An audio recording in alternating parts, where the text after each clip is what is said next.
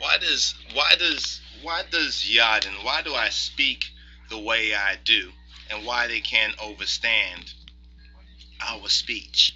You understand? Especially the Ethiopians will say, why you speak amharic the way you do? You understand? And some say that, well, to listen to me, it's hard to listen to me, and I'm not a good narrator. You understand? Well, we don't have the leisure. You understand? In these evil days, you understand, seeking to redeem the time. You understand, to pull all the bells and the whistles and to do like a lot of these Illuminati kind of videos and documentaries, well polished bells and whistles kind of documentaries and narrations out there, like the movies. See, documentaries that become like kind of movies. It's entertainment. And we say Illuminati documentaries, we're not saying documentaries about the Illuminati so much. We're saying these documentaries out there are actually the Illuminati's documentaries. They're purposely being put out there to keep a lot of y'all into a frozen psychological state, to keep you in a fear state. It's like Fear Factor. Remember that TV show? It's Fear Factor. They've done a whole lot of research on what to do to keep a lot of people in suspended animation. We got a couple of videos that you can order, or you can look for them elsewhere. But definitely you need to check them out for yourself. One of them is The Power of Nightmares. Power of Nightmares, excellent BBC research, and 4-part, I think 3 or 4-part series. And there is The Century of the South. The Century of the South shows you part of this Babylonian matrix, part of this spiritual Egypt that a lot of y'all are caught up in. You understand? You're in bondage to this, you understand? Because like 2012 is coming along. What do we do? What happens? Everybody's looking around waiting for the next video to drop to really find out something. They put you into this entertainment zone, like what they do with movies. The same thing they do with movies, because the movie business kind of dropped off a little bit. But the first thing they saw is that when they started to do these documentaries like the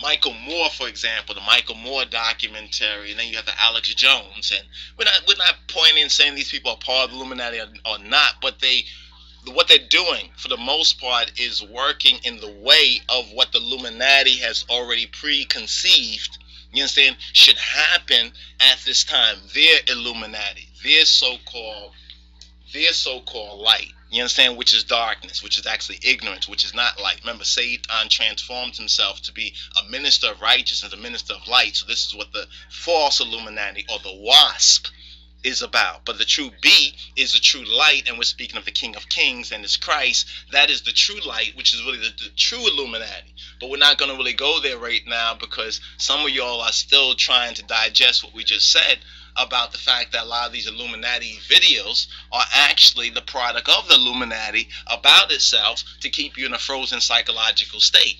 You understand? To keep you in a sense of suspended animation that may buy them time, you understand, to repair the breaches in their old world order. When it was first dropped back in 1776, it was a new world order. You understand? So, but they're still fooling you with that, and that is the open deception that most of you don't pick up on. That's like Adam and Eve, and what happened with Eve and the serpent in the garden. You understand? They talk about the new world order, and they're showing you the dollar bill, and they're saying this is 1776 and it's a new world order. I mean, how are you so daft and so nice that you don't recognize that this is 2009 going on 2010? So you just want to say 2010. This is 2010 now, right? 1776 was how many years ago? The new world order is not new. This is how they're fooling the people.